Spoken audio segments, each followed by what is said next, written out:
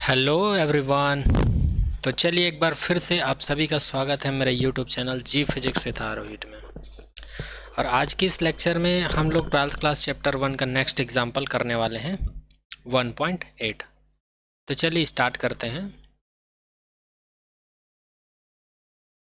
तो यहाँ पर एग्जाम्पल 1.8 में दिया हुआ है इलेक्ट्रिक फील्ड दिया हुआ है जो कि यूनिफॉर्म इलेक्ट्रिक फील्ड है। ओके, और पहले वाले जो इलेक्ट्रिक फील्ड है यूनिफॉर्म इलेक्ट्रिक फील्ड, इसमें इलेक्ट्रॉन को फॉल डाउन किया जा रहा है और दूसरे वाले फिगर में आप देख पा रहे हैं प्रोटॉन को फॉल डाउन किया जा रहा है। तो इसी के बारे में यहाँ पर दिया हुआ है। तो चलिए एक बार रीड कर लेते हैं एग्जाम्पल को।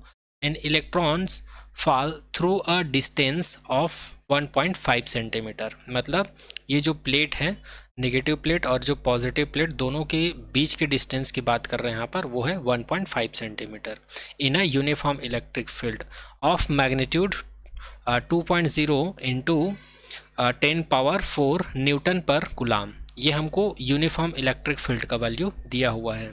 Okay, the direction of electric field is reverse keeping its magnitude unchanged and a proton fall down through the same distance. और यहाँ पर एक और यूनिफॉर्म इलेक्ट्रिक फील्ड दिया हुआ है, इसमें हम लोग प्रोटॉन को फॉल डाउन करवा रहे हैं। ओके, और यहाँ पर जो इलेक्ट्रिक फील्ड का डायरेक्शन है पहले वाले जो फिगर में दिया है उससे अपोजिट है। Compute the time fall in each case, contrast the situation with that a free fall under gravity. Okay, तो यहाँ पर हमको क्या कैलकुलेट करना है? टाइम कैलकुलेट करना है। किसके लिए? इलेक्ट्रॉन और प्रोटॉन के लिए, जो कि एक यूनिफॉर्म इलेक्ट्रिक फील्ड में रखा हुआ है और जो ग्रेविटी की वजह से नीचे की तरफ गिर रहा है या फॉल डाउन हो रहा है। तो सबसे पहले यहाँ पर जो दिया हुआ है उसको नोट कर लेते हैं। तो हमको सबसे पहले दिया हुआ है एच का वैल्यू 1.5 सेंटीमीटर, या हम लोग ऐसा कंसिडर कर लेते हैं जो पॉजिटिव प्लेट और नेगेटिव प्लेट दिया हुआ है उनके बीच का डिस्टेंस है 1.5 सेंटीमीटर। तो इसको हम लोग कन्वर्ट कर लेते हैं मीटर में। मीटर में कन्वर्ट करने के लिए 10⁻² से मल्टीप्लाई कर देते हैं। और हमको दिया हुआ है uniform electric field is equals to 2 cross 10⁴ newton per coulomb. और हमको क्या दिया हुआ है? इलेक्ट्रॉन दिया हुआ है और प्रोटॉन दिया हुआ है। हमको कैलकुलेट क्या करना है? टाइम ऑफ फॉल कैलकुलेट करना है। किसके लिए? पहले इलेक्ट्रॉन के लिए, उसके बाद प्रोटॉन के लिए। तो आई होप ये सारा सिचुएशन आप लोग को समझ में आया होगा। चलिए कैलकुलेशन की तरफ आगे बढ़ते हैं। हम लोग को क्या कैलकुलेट करना है? टाइम कैलकुलेट करना है इलेक्ट्रॉन के लिए और प्रोटॉन के लिए। कौन सा टाइम कैलकुलेट करना है? Fall time. हम लोग को पता है न्यूटन का जो सेकंड इक्वेशन ऑफ मोशन होता है S is equals to ut + 1/2 at² होता है। तो आप लोग को पता होगा इनिशियल वेलोसिटी को यहाँ पर 0 कंसिडर किया गया है और इसको प्रॉबली 0 ही कंसिडर किया जाता है, क्योंकि यहाँ पर जो इलेक्ट्रॉन या प्रोटॉन को फॉल करा रहे हैं तो उसका इनिशियल सिचुएशन में वो रेस्ट पे रहा होगा, ऐसा कंसिडर किया जाता है, इसलिए इसको 0 कंसिडर करते हैं। और यहाँ पर एज क्या होता है? डिस्प्लेसमेंट होता है या डिस्टेंस होता है, तो उसकी जगह पर हम लोग एज कंसिडर कर रहे हैं। तो जब इन दोनों वैल्यू को इसमें पुट करेंगे तो हम लोग को मिल जाएगा H is equals to 0 + 1/2 at²। तो इस इक्वेशन से हम लोग टी का वैल्यू कैलकुलेट कर सकते हैं। तो टी इज इक्वल्स टू हम लोग को मिल जाएगा √2h/a। अब इसी इक्वेशंस को हम लोग इलेक्ट्रॉन के लिए लिख लेते हैं। तो इलेक्ट्रॉन के लिए लिखेंगे तो क्या हो जाएगा? TE is equals to √2h/ae। Okay, अब हम लोग को पता है न्यूटन का सेकेंड लॉ होता है F is equals to ma। तो यहाँ से a को यहीं पर रखते हैं, m को इधर ट्रांसफर करेंगे तो ae is equals to F/me हो जाएगा। अब हमको पता है इलेक्ट्रिक फील्ड में किसी भी चार्ज के ऊपर जो फोर्स लगता है वो होता है F is equals to QE। हम लोग इसको थ्योरी लेक्चर में देख चुके हैं। तो यहाँ पर क्यू के जगह पर क्या लेंगे?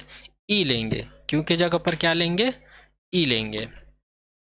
तो यहाँ पर ए ई का वैल्यू हम लोग को क्या मिल जाएगा? ये मिल जाएगा ई कैपिटल E/me। इसको दे देते हैं इक्वेशन नंबर 2। अब इस वैल्यू को हम लोग कहाँ पर सब्सटीट्यूट कर देते हैं? इक्वेशन नंबर 2 में इक्वेशन नंबर 2 का वैल्यू हम लोग इक्वेशन नंबर 1 में क्या कर देते हैं? सब्सटीट्यूट कर देते हैं। तो उसी को यहाँ पर लिखा हुआ है फ्रॉम इक्वेशन नंबर 1 एंड 2। तो T E is equals to क्या मिल जाता है? √2h/e capital E/me। ओके, आगे देखते हैं। तो यहाँ पर हम लोग को इलेक्ट्रॉन के लिए फॉल ऑफ टाइम मिल गया है √2h/me/e कैपिटल E। इसको दे देते हैं इक्वेशन नंबर 2। इसी प्रकार हम लोग फॉल ऑफ टाइम लिख सकते हैं प्रोटॉन के लिए, तो उसको हम लोग लिख सकते हैं TP is equals to 2H MP/E और ये हो जाएगा कैपिटल E। अब हम लोग को पता है ये अंडरस्टूड वाला वैल्यू है, कांस्टेंट वैल्यू है, कभी कभी इसको क्वेश्चन में दे देते हैं और नहीं दिया रहता तो आप लोग को याद रखना है। हम लोग को पता है इलेक्ट्रॉनिक चार्ज का जो वैल्यू होता है 1.6 × 10⁻⁻19 कूलम होता है, और यहाँ पर डिस्टेंस का वैल्यू हमको क्वेश्चन में दिया हुआ है 1.5 × 10⁻² मीटर, और capital E uniform electric field का भी वैल्यू दिया हुआ E is equals to 2 cross 10⁻⁴ newton per coulomb. Mass of electron ये भी हम लोग को पता है 9.11 क्रॉस 10⁻31 किलोग्राम होता है, और मास ऑफ प्रोटॉन की अगर बात करें तो ये भी हम लोग को पता है 1.6 × 10⁻27 किलोग्राम होता है। तो इसको हम लोग दे देते हैं इक्वेशन नंबर 4। अब इक्वेशन नंबर 4 के वैल्यू को इक्वेशन नंबर 2 में सब्स्टिट्यूट कर देते हैं। तो इक्वेशन नंबर 2 में सब्स्टिट्यूट करेंगे तो हमको मिल जाता है TE is equals to √2 cross 1.5 cross 10⁻² cross 9.11 cross 10⁻31 1.6 cross 10⁻19 cross 2 cross 10⁻4। तो यहाँ पर एज का, ME का और E और कैपिटल E का वैल्यू सब्स्टिट्यूट कर देते हैं। सब्स्टिट्यूट करने के बाद हमको कुछ ऐसा देखने को मिल जाता है। अब यहाँ पर क्या करते हैं, ये जो 1.5 है इसको हम लोग 15/10 लिख सकते हैं, और यहाँ पर जो 9.1 है इसको हम लोग 90 कंसिडर कर लेते हैं, 19/10 कंसिडर कर लेते हैं। ओके, कैलकुलेशन पर्पज से इजी बनाने के लिए। तो इसी को हम लोग लिख सकते हैं 2 क्रॉस 15 क्रॉस 90 क्रॉस, यहाँ पर आ जाएगा 10⁻², यहाँ पर आ जाएगा -31, तो ये हो जाएगा -2 -31, और यहाँ पर जो 90 है 90 कंसिडर किए थे और इसको 15 कंसिडर किए थे, इसके अपन में क्या था 10 था, तो 10⁻2 हो जाएगा यहाँ पर। ठीक है, नीचे में उसी प्रकार 1.6 है, इसको भी हम लोग 60/10 कंसिडर कर लेते हैं। 10⁻19 2 क्रॉस 10⁻4 है, तो यहाँ पर ये हो जाएगा 16 क्रॉस 10⁻19 प्लस 4 माइनस 1 हो जाएगा। इसका जो 10 बचा था वो -1 हो जाएगा, और ये वाला 2 यहाँ पर हो गया। तो आई होप यहाँ तक आप लोग को समझ में आया होगा। चलिए आगे बढ़ते हैं, आगे देखते हैं। तो TE इज इक्वल्स टू हम लोग को इतना मिल चुका था। अब यहाँ पर क्या करेंगे, 15 का 2 से मल्टीप्लाई करेंगे 30 आएगा, ये 90 था, और 10 की पावर ये हो जाएगा 35 + 16 हो जाएगा ये। ठीक है, क्या हो जाएगा 35 + 16 हो जाएगा, क्योंकि इसको सॉल्व करके जब हम लोग ऊपर ले जाएंगे तो ये 10 की पावर -2 -31 -2 ये कितना हो जाएगा, ये 35 हो जाएगा माइनस में, और यहाँ से जब इसको सॉल्व करेंगे तो ये -16 हो जाएगा, ऊपर जाके +16 हो जाएगा। तो इस प्रकार हम लोग को 10 की पावर -35 + 16 मिल जाएगा, और नीचे में क्या मिलेगा 16 × 2 मिलेगा। तो यहाँ पर 2 जो है 1 टाइम में कट जाएगा, और ये 15 टाइम में कटेगा, और जो 16 जो है 2 से इतने टाइम में कटेगा, और 90 जो है 45 टाइम में कटेगा 2 से। तो फाइनली इसको कैलकुलेशन करने के बाद हम लोग को इतना मिल जाता है, कितना मिल जाता है 675/8 मिल जाता है। और जब हम लोग इसको सॉल्व करेंगे तो ये हम लोग को मिल जाता है 10 की पावर -19। ओके, तो इस प्रकार से जब हम लोग 675 को 8 से डिवाइड करेंगे तो हम लोग को मिल जाता है 84.3 × 10 की पावर -19, ये हम लोग को मिल जाता है। इसको फिर से हम लोग सॉल्व करेंगे, तो कैसे सॉल्व करेंगे, तो यहाँ पर 84.3 है, इसको हम लोग 843/10 लिख सकते हैं। 10 को ऊपर ले जाएंगे तो ये 10 की पावर -20 हो जाएगा। अब इसको अंडर रूट को तोड़ देंगे तो ये हो जाएगा हम लोग का 10 की पावर -10, और जो 843 है इसको हम लोग कंसिडर कर लेते हैं, ये 29 के अंडर रूट के इक्वल है, क्योंकि हम लोग को पता है अंडर रूट 841 का वैल्यू होता है 29। तो इसको हम लोग कंसिडर कर सकते हैं, कैलकुलेशन पर्पज से आगे पीछे कर सकते हैं, पॉइंट का डिफरेंस है। ओके, तो यहाँ पर TE का वैल्यू मिल जाता है 29 × क्रॉस 10 की पावर -10। तो फाइनल वैल्यू कितना मिल जाता है, यहाँ से एक 10 को नीचे ला देंगे तो यहाँ पर ये हो जाएगा 2.9। तो TE का फाइनल वैल्यू जो हम लोग को मिल जाता है वो मिल जाता है 2.9 × क्रॉस 10 की पावर -9 सेकेंड। तो ये हम लोग का क्या हो जाएगा, फर्स्ट आंसर हो जाएगा। तो यहाँ पर ये जो इलेक्ट्रॉन फॉल डाउन हो रहा है तो इसको कितना टाइम लगेगा, तो इसको इतना सेकेंड लगेगा यहाँ से यहाँ तक आने में। ओके, तो ये रहा आंसर। इसी प्रकार ये जो प्रोटॉन है उसके लिए भी देख लेते हैं। तो प्रोटॉन के लिए हम लोगों ने फॉर्मूला कैलकुलेट किए थे, TP is equals to √2H MP upon E capital E। तो यहाँ पर H, MP और E और स्मॉल e सभी का वैल्यू यहाँ पर सब्स्टिट्यूट कर देंगे। सभी का वैल्यू यहाँ पर सब्स्टिट्यूट करने के बाद हम लोग इसको सॉल्व करेंगे। फिर जैसे इलेक्ट्रॉन के लिए सॉल्व किए थे वैसे ही हम लोग इसको सॉल्व करेंगे। तो इसके बाद सॉल्व करने पर हमको ये मिलेगा, इसको सॉल्व करने के बाद कुछ ऐसा मिलेगा। और यहाँ पर ये जो 15 है इसको हम लोग 16 कंसिडर किए कैलकुलेशन पर्पज़ से, और जब हम लोग इसको सब्ट्रैक्ट करेंगे तो 10 की पावर -15 मिल जाएगा। और 10 की पावर -15 में से 110 को इधर नीचे लाएंगे तो इसको 16/10 लिख सकते हैं, और इसको फिर हम लोग 1.6 लिख सकते हैं। ठीक है, तो फाइनली हम लोग को प्रोटॉन के लिए जो टाइम मिलेगा वो मिलेगा √1.6 × 10 की पावर -14। और जब हम लोग इसको सॉल्व करेंगे तो हम लोग को मिल जाएगा 1.3 क्रॉस 10 की पावर -7 सेकेंड। क्यों? क्योंकि 1.3 क्रॉस 1.3 इज इक्वल्स टू 1.69 हमको मिल जाता है इन दोनों को मल्टीप्लाई करने पर। तो इसलिए 1.6 को अप्रॉक्स हम लोग कंसिडर कर लेते हैं कि ये किसका अंडर रूट है, 1.3 का। तो ये हम लोग को मिल गया fall of time of proton. मतलब प्रोटॉन को नीचे आने में कितना टाइम लगेगा, 1.3 × 10 की पावर -7 सेकेंड लगेगा। तो यहाँ पर ये एग्जाम्पल जो है कंप्लीट होता है। आई होप आप सभी को समझ में आया होगा। अगर कुछ भी डाउट रह जाता है तो आप लोग कमेंट सेक्शन में कमेंट कर दीजिएगा। चलिए नेक्स्ट एग्जाम्पल की बात करते हैं। नेक्स्ट एग्जाम्पल है 1.9। कौन सा है, 1.9। तो एक बार रीड कर लेते हैं ये एग्जाम्पल क्या बोलता है। 2 point charges Q1 and Q2 of magnitude +10 की पावर 8 कूलम्स एंड -10 की power -8 coulomb respectively are placed 0.1 metre apart. यहाँ पर 2 पॉइंट चार्ज दिया हुआ है Q1 और Q2। Q1 का वैल्यू है +10 की पावर -8 कूलम और Q2 का वैल्यू है -10 की पावर -8 कूलम, और दोनों को किस डिस्टेंस पर रखा हुआ है, 0.1 मीटर पर रखा हुआ है। Calculate the electric field at point A, B, C। तब हमको क्या करना है, पॉइंट A पर, पॉइंट B पर और पॉइंट C पर हमको क्या निकालनी है, इलेक्ट्रिक फील्ड का वैल्यू निकालना है। तो ये जो ऊपर डिस्क्रिप्शन में लिखा हुआ है उसी को यहाँ पर डायग्राम में दिया हुआ है। यहाँ पर A एक पॉइंट है, B एक पॉइंट है, C एक पॉइंट है। यहाँ पर एक चार्ज रखा हुआ है Q1, यहाँ पर एक चार्ज रखा हुआ है Q2। तो यहाँ पर Q1, यहाँ पर पॉइंट B पर जो फोर्स मिल रहा है हम लोग को मिल रहा है ये EB, और पॉइंट A पर जो इलेक्ट्रिक फील्ड मिल रहा है वो है EA, और यहाँ पर जो इलेक्ट्रिक फील्ड मिल रहा है वो है EB। ओके, और पॉइंट C पर जो इलेक्ट्रिक फील्ड मिल रहा है वो हमको मिल रहा है E1C, और जो रिजल्टेंट मिल रहा है वो EC है, और Q2 चार्ज की वजह से मिल रहा है वो E2C है। ओके, तो आई होप ये डायग्राम भी आप लोग को समझ में आया होगा। और ये जो चार्ज हैं ये दोनों के बीच का डिस्टेंस कितना है, 0.1 मीटर है। ओके, तो सबसे पहले यहाँ पर जो दिया हुआ है उसको नोट कर लेते हैं। तो हमको दिया हुआ है Q1 का वैल्यू +10 की पावर -8 कूलम, और Q2 का वैल्यू हमको दिया हुआ है -10 की पावर -8 कूलम, और 2A का वैल्यू दिया हुआ है 0.1 मीटर।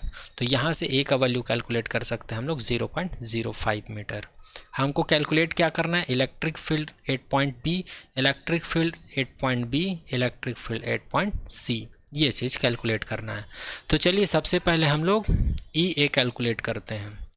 तो इलेक्ट्रिक फील्ड का फॉर्मूला हम लोग को पता है, E = KQ/R² होता है। तो सबसे पहले पॉइंट A पर इलेक्ट्रिक फील्ड निकालेंगे Q1 चार्ज की वजह से। तो इलेक्ट्रिक फील्ड निकालेंगे Q1 की चार्ज की वजह से, तो इसको हम लोग डिनोट करते हैं EAQ1। तो इसको हम लोग लिख सकते हैं KQ/A²। क्या लिख सकते हैं, KQ/A²। ये जो डिस्टेंस है इसको हम लोग A कंसीडर कर लेते हैं। उसी प्रकार इस पॉइंट पर Q2 चार्ज की वजह से जो इलेक्ट्रिक फील्ड है उसको लिख लेते हैं EAQ2 = K। अब यहाँ पर कौन सा चार्ज है, नेगेटिव चार्ज है, तो ये हो जाएगा -Q/A²। अब इन दोनों का मैग्नीट्यूड लेंगे, जब दोनों का मैग्नीट्यूड लेंगे तो ये पॉजिटिव, निगेटिव भी क्या हो जाएगा, पॉजिटिव हो जाएगा। तो यहाँ पर फाइनली इसका मैग्नीट्यूड लेंगे तो हम लोग को मिल जाएगा KQ/A²। ठीक है, अब पॉइंट A पर Q1 चार्ज की वजह से और Q2 चार्ज की वजह से टोटल इलेक्ट्रिक फील्ड निकालेंगे। तो टोटल इलेक्ट्रिक फील्ड निकालेंगे तो इन दोनों के मैग्नीट्यूड को हम लोग क्या कर देंगे, ऐड कर देंगे। ऐड क्यों करेंगे, क्योंकि दोनों का डायरेक्शन और मैग्नीट्यूड दोनों सेम है, इसलिए हम लोग इसको ऐड कर देंगे। तो हम लोग को मिल जाएगा 2EAQ1, इसको हम लोग 2AQ2 भी लिख सकते हैं क्योंकि दोनों का मैग्नीट्यूड और डायरेक्शन क्या है, सेम है। तो यहाँ पर 2EAQ1 का वैल्यू हम लोग यहाँ पर रख देंगे। EAQ1 का वैल्यू क्या है, KQ/A² है, तो 2 × KQ/A²। यहाँ पर K का वैल्यू हमको पता है 9 × 10⁻⁹ होता है, और Q का वैल्यू होता है 10⁻⁻8, और A का वैल्यू है 0.05 का होल स्क्वायर। जब इसको हम लोग सॉल्व करेंगे तो हम लोग को मिल जाएगा 18 × 10⁻⁹ - 8 + 4, और नीचे में मिल जाएगा 25। यहाँ पर ये जो 0.05 है इसको 5/100 लिख सकते हैं, और 100 को 10⁻2 लिख सकते हैं। यहाँ पर ऑलरेडी पावर में 2 है, इसलिए 10⁻4 हो जाएगा, इसलिए 10⁻4 ऊपर आ चुका है, और ये 5 का स्क्वायर क्या होता है, 25 होता है। तो फाइनली हम लोग को मिल जाएगा 18 × 10⁻5/25। और जब हम लोग इसको सॉल्व करेंगे तो हम लोग को मिल जाएगा, यहाँ पर 10⁻5 है, 110 को इसके साथ हम लोग मल्टीप्लाई कर देंगे तो ये 180 हो जाएगा, नीचे में 25, और ये अगर 110 इसके साथ आएगा तो ये 10⁻4 हो जाएगा। ओके, और जब हम लोग 25 को 180 से डिवाइड करेंगे, सॉरी 180 को 25 से डिवाइड करेंगे तो 5 से 5 टाइम में जाएगा, और 180 जो है 5 से 36 टाइम में जाएगा, तो 36/5 मिल गया। और 5 जो है 1 टाइम में डिवाइड होगा, और 36 को 5 से डिवाइड करेंगे तो 6.2 टाइम में चला जाएगा। तो यहाँ पर फाइनली हम लोग को मिल जाएगा, सॉरी ये 7 टाइम में जाएगा, ये 7 होगा, 5 7 × 35 होता है ना, तो 7.2 टाइम में जाएगा। तो ये हो जाएगा 7.2 × 10⁻4। तो यही आप हमारा क्या होगा, आंसर होगा। तो हम लोग EA का वैल्यू फाइंड कर लिए हैं। तो चलिए इसी प्रकार अब हम लोग किसका वैल्यू फाइंड करेंगे, EB का वैल्यू फाइंड करेंगे। तो आगे बढ़ते हैं। तो आगे देखते हैं, अब हम लोग को क्या फाइंड करना है, EB का वैल्यू फाइंड करना है, मतलब पॉइंट B पर इलेक्ट्रिक फील्ड का वैल्यू फाइंड करना है, पॉजिटिव चार्ज और नेगेटिव चार्ज की वजह से। तो हम लोग को पता है इलेक्ट्रिक फील्ड का फॉर्मूला होता है E = KQ/R² या A² ले सकते हैं। तो यहाँ पर पॉइंट B पर Q1 चार्ज की वजह से जो इलेक्ट्रिक फील्ड मिलेगा KQ/A² मिलेगा, और Q2 चार्ज की वजह से इस पॉइंट पर जो इलेक्ट्रिक फील्ड मिलेगा वो EBQ2 = -KQ/A² मिलेगा। ओके, तो यहाँ पर Q का वैल्यू रख देंगे तो K 10⁻⁸/0.05 का होल स्क्वायर मिलेगा। ओके, मतलब यहाँ पर इस पॉइंट पर इस चार्ज की वजह से इलेक्ट्रिक फील्ड कितना प्रोड्यूस होगा, इतना। उसी प्रकार इस पॉइंट पर इस चार्ज की वजह से कितना इलेक्ट्रिक फील्ड प्रोड्यूस होगा, तो वो ये होगा K -10⁻⁸। ये Q का वैल्यू हमको क्वेश्चन में दिया हुआ है, ये Q का वैल्यू हमको यहाँ पर क्वेश्चन में दिया हुआ है। ओके, तो -10⁻⁸, और A की जगह पर क्या आ जाएगा, यहाँ पर A का वैल्यू था 0.05, लेकिन इस पॉइंट के रिस्पेक्ट में इसका डिस्टेंस कितना है, 0.5 0.05 0.05 तीनों को ऐड कर देंगे तो हम लोग को मिलेगा 0.15 का होल स्क्वायर। तो यहाँ पर पॉइंट B पर हम लोग को Q1 चार्ज और Q2 चार्ज की वजह से इलेक्ट्रिक फील्ड मिल गया। अब यहाँ पर एक चीज़ देखिए, इसका वैल्यू और इसका वैल्यू देखिए, दोनों का मैग्नीट्यूड भी अलग अलग है और डायरेक्शन भी अलग है। तो यहाँ पर जब टोटल इलेक्ट्रिक फील्ड निकालेंगे इसके मैग्नीट्यूड का, तो इसको हम लोग क्या कर देंगे, सबस्ट्रेट कर देंगे। सबस्ट्रेट क्यों करेंगे, क्योंकि दोनों इलेक्ट्रिक फील्ड का डायरेक्शंस क्या है, अलग है, और मैग्नीट्यूड भी अलग है। तो यहाँ पर हम लोग लिख देंगे EB = EBQ1 - EBQ2 मॉड में। अब EBQ1 का वैल्यू यहाँ सब्स्टिट्यूट करेंगे, यहाँ पर EBQ2 का वैल्यू सब्स्टिट्यूट करेंगे। यहाँ पर हम लोग मैग्नीट्यूड लिए हैं इसलिए ये निगेटिव जो है यहाँ पर आके पॉजिटिव हो जाएगा। ओके, और ये वाला जो निगेटिव आया इन दोनों के डायरेक्शन की वजह से आया है, ठीक। और यहाँ पर पहले माइनस था तो इसका जो मॉड लिए हैं उस वजह से पॉजिटिव हो जाएगा। अब यहाँ पर K कॉमन निकल सकता है, यहाँ पर 10⁻⁸ भी कॉमन निकल सकता है। तो K का वैल्यू होता है 9 × 10⁹ 10, और यहाँ पर 10⁻⁸ भी कॉमन निकल जाएगा तो क्रॉस 10⁸ हो जाएगा। अंदर में क्या बचेगा हमारे पास, 1/0.05 का होल स्क्वायर -1/0.15 का होल स्क्वायर, इतना हमारे पास बच जाएगा। ओके, आगे देखते हैं 9 × 10, यहाँ पर 9 है -8 है, तो यहाँ पर मिल जाएगा 10⁻1, यहाँ पर क्या मिलेगा 10 के पावर 1 क्रॉस, यहाँ पर देखो इसको हम लोग क्या लिख सकते हैं 5/100, 100 को 10 के पावर 2 लिख सकते हैं, यहाँ पर ऑलरेडी पावर में 2 है तो 10 के पावर 4 हो जाएगा। तो इसको मैं लिख सकता हूँ 10 के पावर 4/25, इसको लिख सकता हूँ 10 के पावर 4/225। 15 का अगर स्क्वायर निकालेंगे तो ये हो जाएगा 225। ओके, आगे देखते हैं, ये हो जाएगा 90 और यहाँ पर 10 के पावर 4 को कॉमन ले लेंगे तो 90 क्रॉस 10 के पावर 4 हो जाएगा। और जब हम लोग इसको सॉल्व करेंगे तो 225 का मल्टीप्लाई इधर, 25 का मल्टीप्लाई इधर और 25 और 225 का मल्टीप्लाई यहाँ पर कर देंगे। ओके, ऐसा करने पर आगे हम लोग देखते हैं, इसको सॉल्व करते हैं तो ये हमको मिल जाएगा 90 क्रॉस 10 के पावर 4 और जब इसको सॉल्व करेंगे तो हम लोग को मिलेगा 200/25 क्रॉस 225। ओके, और जब हम लोग इसको सॉल्व करेंगे तो ये 25 जो है 1 टाइम में जाएगा और 200 जो है 25 से 8 टाइम में जाएगा। ओके, तो फाइनली यहाँ पर हम लोग को मिल जाएगा 720 क्रॉस 10 के पावर 4/225। तो 225 जो है 45 टाइम में जाएगा जब 5 से कटाएंगे तो, और ये जो है 144 टाइम में जाएगा जब 5 से इसको हम लोग डिवाइड करेंगे तो। ओके, तो फाइनली इसको सॉल्व करने के बाद हम लोग को मिल जाएगा 3.2 क्रॉस 10 के पावर 4, क्योंकि 144 को 45 से डिवाइड करने पर हमको कितना मिलता है 3.2 मिल जाता है। तो इस प्रकार से हम लोग ई बी का वैल्यू भी क्या कर लिए, फाइंड कर लिए। तो यही हमारा क्या है, इलेक्ट्रिक फील्ड होगा कहाँ पर, पॉइंट बी पर। कौन से चार्ज की वजह से, Q1 और Q2 चार्ज की वजह से। ओके, आई होप यहाँ तक आप सभी को समझ में आया होगा। चलिए आगे देखते हैं। आगे अब हम लोग को क्या करना है, EC का वैल्यू निकालना है। किसका वैल्यू निकालना है, EC का वैल्यू निकालना है। तो इसका वैल्यू आप लोग दो तरीके से निकाल सकते हो। पहला तरीका तो ये है जो आप लोगों ने इक्वेटोरियल एक्सिस पॉइंट पर इलेक्ट्रिक फील्ड निकालना देखे थे, वो कॉन्सेप्ट है। दूसरा कॉन्सेप्ट है, यहाँ पर हम लोग पैरेललोग्राम वेक्टर लॉ को अप्लाई कर सकते हैं। तो सबसे पहले हम लोग एक्सियल पॉइंट वाला कॉन्सेप्ट देखते हैं। तो यहाँ पर आप लोग देख पा रहे हैं, एक इलेक्ट्रिक फील्ड है E1C, एक इलेक्ट्रिक फील्ड है E2C, और तो दोनों के ये जो वेक्टर है दोनों के बीच में क्या होता है, रिजल्टेंट होता है। या फिर हम लोग ऐसा कंसीडर कर लेते हैं, इस डायरेक्शन में हम लोग क्या करेंगे, ऑरिजेंटल कंपोनेंट लेंगे। किसका, E1C का। जैसे इक्वेटोरियल पॉइंट में हम लोग इलेक्ट्रिक फील्ड का डेरिवेशन कर रहे थे थ्योरी पार्ट में, तो किए थे, सेम वैसे ही करना है। तो E1C का horizontal component E1C cos theta हो जाएगा और इसका वर्टिकल कंपोनेंट क्या हो जाएगा, E1C sin थीटा हो जाएगा। उसी प्रकार इलेक्ट्रिक फील्ड E2C का ऑरिजेंटल कंपोनेंट क्या हो जाएगा, E2C cos थीटा हो जाएगा, वर्टिकल कंपोनेंट क्या हो जाएगा, E2C sin थीटा हो जाएगा। ओके, और इनके बीच का जो एंगल है वो कितना है, 120 है। और अगर हम लोग इसको हाफ हाफ कर दें तो ये हो जाएगा 60 और ये हो जाएगा 60। अब ये 120 कैसे है, तो 120 इसलिए है क्योंकि यहाँ से यहाँ तक का एंगल कितना है, 60 है। कितना है, 60 है। तो इतना एंगल बच गया, तो टोटल ये कितना होता, 180 होता। तो 180 में से 60 सबसेट कर दूंगा तो 120 ना बचेगा। ये कॉन्सेप्ट हम लोग पहले भी कर चुके हैं, आप लोग पिछले वीडियो में जाकर देख सकते हैं। तो इसी चीज़ को यहाँ पर बताया हूँ, E1C E2C दोनों के बीच का एंगल कितना होगा, 120 होगा।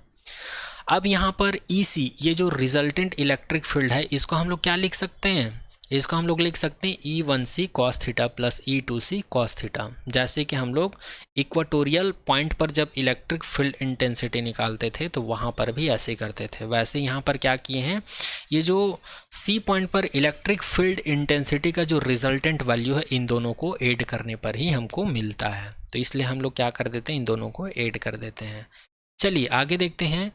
अब E1C का वैल्यू हमको पता है इतना होता है, E2C का वैल्यू हमको पता है इतना होता है। ये कौन से चार्ज की वजह से है, पॉजिटिव चार्ज की वजह से। ये कौन से चार्ज की वजह से, नेगेटिव चार्ज की वजह से।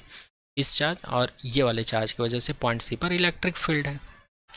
इसका मैग्नीट्यूड लेंगे और इसका मैग्नीट्यूड लेंगे तो दोनों का वैल्यू हमको क्या मिलेगा, सेम मिलेगा। लेकिन दोनों का डायरेक्शंस की बात करें तो यहाँ पर डायरेक्शन में फ़र्क है। यहाँ पर डायरेक्शन डिफाइंड नहीं है क्योंकि दोनों के बीच एंगल बन रहा है। ओके, तो इसलिए हम लोग क्या करेंगे, यहाँ पर ये जो दोनों का मैग्नीट्यूड सेम है तो E1C के जगह पर भी हम लोग E2C रख सकते हैं या E2C के जगह पर E1C रख सकते हैं। तो हम लोग को EC का वैल्यू मिल जाएगा 2E1C cos थीटा।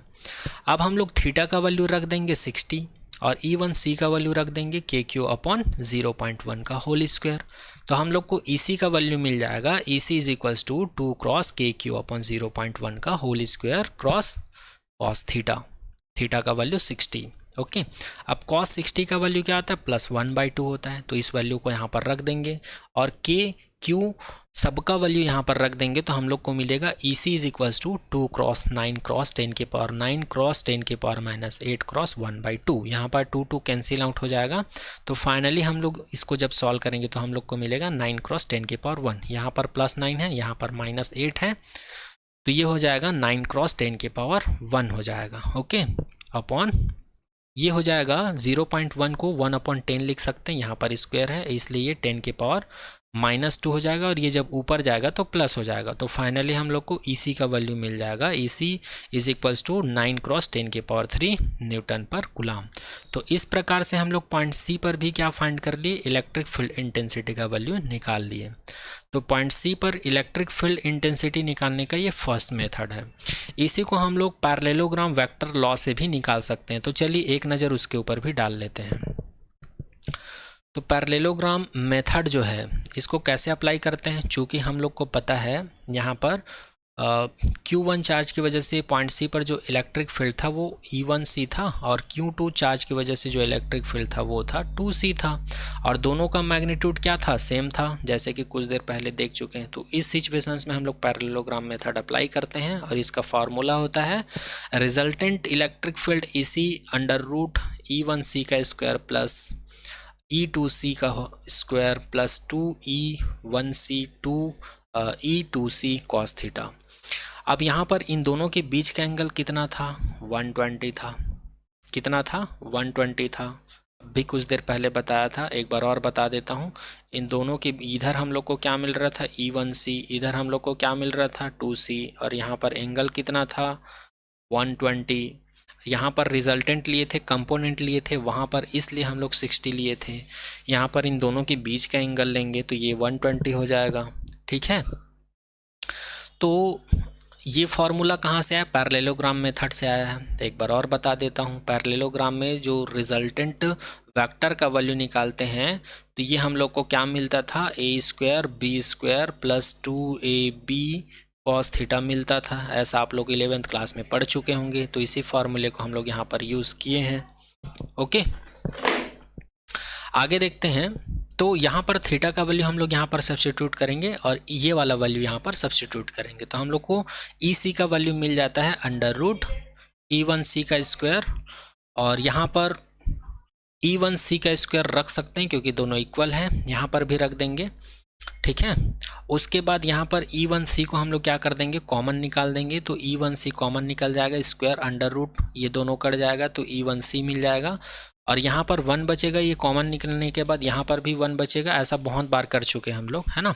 और ये स्क्वायर हो जाएगा, ये भी कॉमन निकल जाएगा तो यहाँ पर 2 बचेगा। यहाँ पर cos 120 का वैल्यू हो जाएगा -1/2। ओके, 2 कैंसिल आउट हो जाएगा और ये -1 ये -1 ये भी कैंसिल आउट हो जाएगा। तो यहाँ पर कितना बचेगा हमारे पास, EC is equals to E1C बचेगा। और E1C का वैल्यू जो है हम लोग निकाल चुके हैं KQ अपॉन 0.1 का होल स्क्वायर। और जब हम लोग इसको सॉल्व करते हैं तो ये हो जाता है 9 क्रॉस 10 के पावर 9 क्रॉस 10 के पावर -8 अपॉन 0.1 और इसको जब हम लोग सॉल्व करते हैं तो हम लोग को मिल जाता है 9 क्रॉस 10 के पावर 1 क्रॉस 10 के power 2।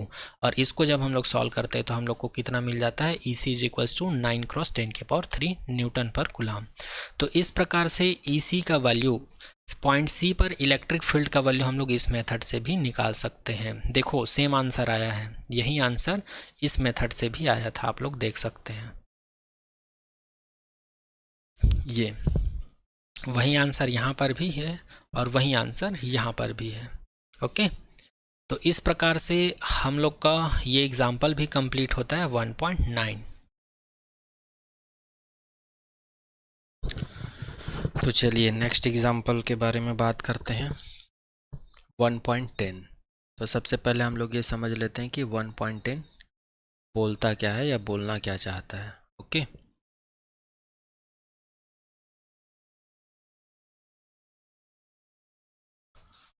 To charges +-10 microcoulomb are placed 5 into 0 mm apart.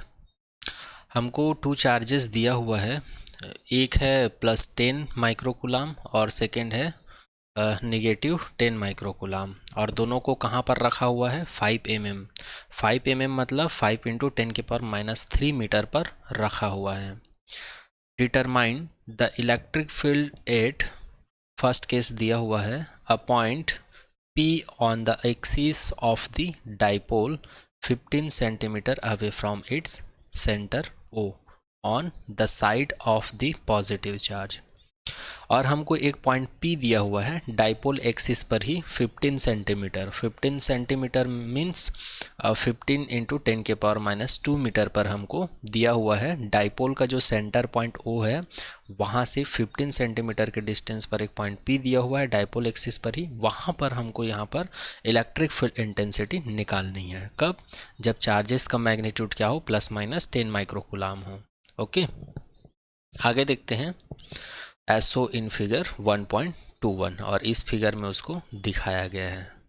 आगे देखते हैं। सेकेंड केस में a point Q 15 centimetre away from O point on a line passing through O and normal to the axis of the dipole as so in figure 1.21।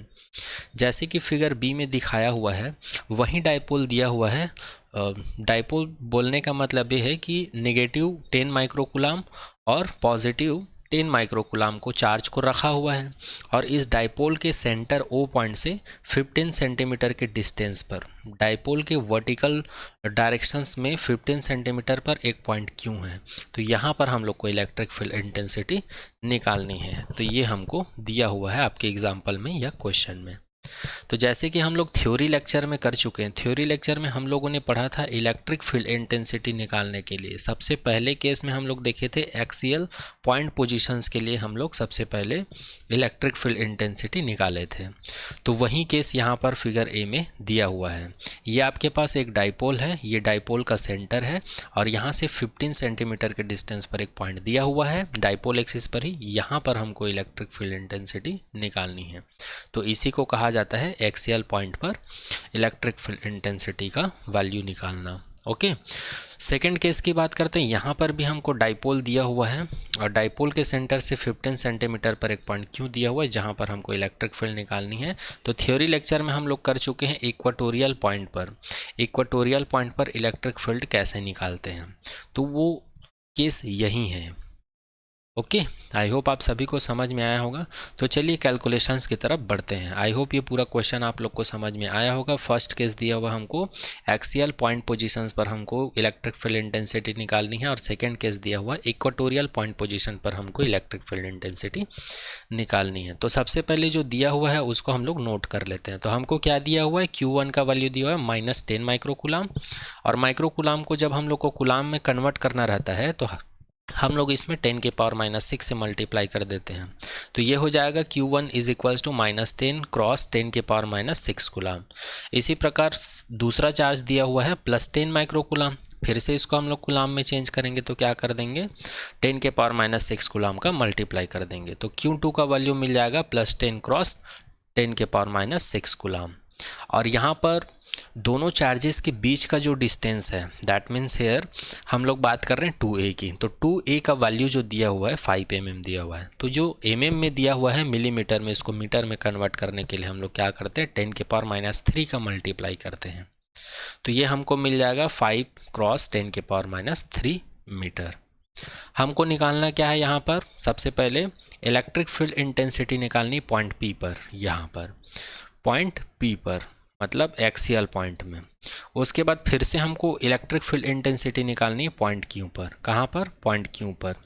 तो इसी को बोला जाता है इक्वेटोरियल एक्सिस पॉइंट, और इसको बोला जाता है एक्सियल पॉइंट। ओके, जबकि हमको यहाँ पर R का वैल्यू दिया हुआ है 15 सेंटीमीटर। R का वैल्यू 15 सेंटीमीटर बोलने का मतलब क्या है, 15 × 10⁻² मीटर दिया हुआ है। इसको मीटर में कन्वर्ट करने के लिए इसका मल्टीप्लाई करते हैं। आई होप यहाँ तक आप सबको समझ में आया होगा। अब चलिए इसको सॉल्व करते हैं। सबसे पहले हम लोग ये वाला इलेक्ट्रिक फील्ड निकालेंगे एक्सियल पॉइंट पर। तो हम लोग थ्योरी लेक्चर में देख चुके हैं इसका फॉर्मूला। जब भी कोई पॉइंट जो है डाइपोल एक्सिस पर ही कोई पॉइंट रखा हुआ है और उस पर हमको इलेक्ट्रिक फील्ड इंटेंसिटी निकालनी है तो उसका फॉर्मूला होता है ई एक्सियल इज इक्वल्स टू के 2p अपॉन आर का क्यूब, जहाँ पर p को कहा जाता है डाइपोल मोमेंट और r को कहा जाता है डिस्टेंस, k को कहा जाता है डाइलेक्ट्रिक कांस्टेंट। तो डाइलेक्ट्रिक कांस्टेंट का वैल्यू हम लोग को पता है 9 क्रॉस 10 की पावर 9 होता है, यहाँ पर 2 दिया हुआ है क्रॉस, और इलेक्ट्रिक डाइपोल मोमेंट का फॉर्मूला हम लोग को पता है, इसका फॉर्मूला होता है वेक्टर p, जिसको इलेक्ट्रिक डाइपोल मोमेंट कहा जाता है, और इसका वैल्यू जो होता है चार्ज के मैग्नीट्यूड और वेक्टर ड्रॉ के प्रोडक्ट के इक्वल होता है, ऐसा हम लोग देख चुके हैं। तो उसी को यहाँ पर लिखा हुआ है Q cross 2a upon R का वैल्यू हम लोग को पता है 15 क्रॉस 10 के पावर -2 मीटर दिया हुआ है, और इसका क्यूब। ओके, अब इसी को आगे हम लोग सॉल्व करते हैं। तो आगे सॉल्व करेंगे तो क्या हो जाएगा, यहाँ पर 15 को हम लोग पावर में 3 है तो 3 टाइम लिख सकते हैं, 1 2 3 टाइम, और यहाँ पर 10 के पावर -2 है तो इसका पावर को ओपन करेंगे तो ये 3 टू दी 6 हो जाएगा, तो 10 के पावर -6 आ गया। और ऊपर में क्यू का वैल्यू रखें, क्यू का वैल्यू हमको दिया हुआ है चूंकि एक्सियल पॉइंट के लिए निकाल रहे हैं, है ना। तो यहाँ पर Q का मैग्नीट्यूड लेना है, तो Q का अगर मैग्नीट्यूड लें तो हम लोग को दिया हुआ है ±10 माइक्रोकूलम। तो अगर इसका मैग्नीट्यूड लेंगे तो प्लस हो चाहे माइनस हो, तो इसका मैग्नीट्यूड क्या होगा, हमको प्लस को ही लेना पड़ेगा, तो ये हो जाएगा 10 माइक्रोकूलम, और 10 को माइक्रोकूलम को कूलम में कन्वर्ट करने के लिए -6 का मल्टीप्लाई करते हैं, तो उसी को यहाँ पर लिया हुआ है 10 क्रॉस 10 के पावर -6। ओके, यहाँ पर एक चीज़ और बता दूं, जो Q1 चार्ज है और Q2 चार्ज है, अगर दोनों का हम लोग मैग्नीट्यूड लें तो ये इक्वल है, और अगर हम लोग सेपरेट अगर बात करें इसके मैग्नीट्यूड की नहीं, केवल वैल्यू की बात करें तो यहाँ पर ये डिफरेंट है, एक पॉजिटिव है एक निगेटिव अगर नेचर की बात करें तो। ओके, तो इस पॉइंट को समझिएगा आप लोग, तो इसको हम लोग क्यों कंसिडर कर सकते हैं, तो यहाँ पर क्यों की जगह इसीलिए यहाँ पर 10 क्रॉस 10 के पावर -6 का वैल्यू पुटअप किए हैं। ओके, आगे देखते हैं, यहाँ पर 2a है तो 2a का भी वैल्यू हम लोग के पास है 5 क्रॉस 10 के पावर -3, तो उसी वैल्यू को यहाँ पर पुट कर दिए हैं। अब आगे क्या करेंगे, ये जो 15 है तो 5 से अगर हम लोग इसको डिवाइड करें तो ये 3 टाइम में जाएगा। ओके, सॉरी, इसको 3 से 15 को डिवाइड करें तो ये 5 टाइम में जाएगा, और जो 9 है 3 टाइम में जाएगा। ओके, ये भी वैसे ही जाएगा, और ऐसे ही इसको सॉल्व करेंगे तो फाइनली हम लोग को मिल जाएगा 2 क्रॉस 2 क्रॉस 10 के पावर 9 -6 -3, ऐसा कुछ मिल जाएगा। यहाँ पर 5 है, 5 से ये 3 टाइम में जाएगा। ओके, और ये 3 जो है 1 टाइम में जाएगा। ओके, उसी प्रकार यहाँ पर इसको भी कटाएं तो सॉल्व करने के बाद फाइनली हम लोग को ऐसा कुछ मिल जाता है। अगर इस कैलकुलेशन में, यहाँ पर जो कैलकुलेशन किया हूँ, अगर इसमें कुछ भी डाउट रहता है आप लोग को तो आप लोग कमेंट सेक्शन में कमेंट कर सकते हो। तो फाइनली इस टर्म्स को सॉल्व करने के बाद हम लोग को कुछ ऐसा मिलता है, और इसको सॉल्व करने के बाद हम लोग को कुछ ऐसा मिलता है।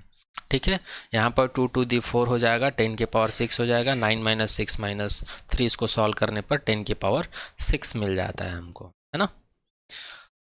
कैसे मिलता है, तो 10 की पावर -6 है, ये ऊपर चला जाएगा, और ये जो है -6 -3 ये -9 हो जाएगा, और 9 में 9 को सब्सट्रैक्ट करेंगे तो 10 के पावर 0 मतलब 1 हो जाएगा। तो ये वाला 10 के पावर 6 है वो ऊपर गया है, इसलिए ये हो गया है 4 क्रॉस 10 के पावर 6, और अपन में क्या है 15 है।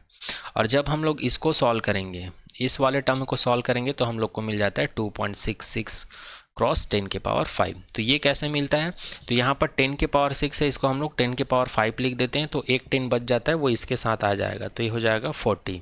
और किससे डिवाइड करना है इसको, 15 से, तो 15 से इसको डिवाइड करेंगे तो कितने टाइम में जाएगा, 15 1 दी 15, और ये हो जाएगा 2 टाइम में जाएगा, तो यहाँ पर 10 बच जाएगा, तो एक और 0 लेंगे तो यहाँ पर 15 6 दी 90 हो जाएगा, फिर से यहाँ पर कुछ नहीं बचेगा, तो ये ऐसे ही चलता रहेगा। तो हम लोग को फाइनली अप्रॉक्सीमेट जो सॉल्यूशन मिलेगा वो मिलेगा 2.66 क्रॉस 10 के पावर 5।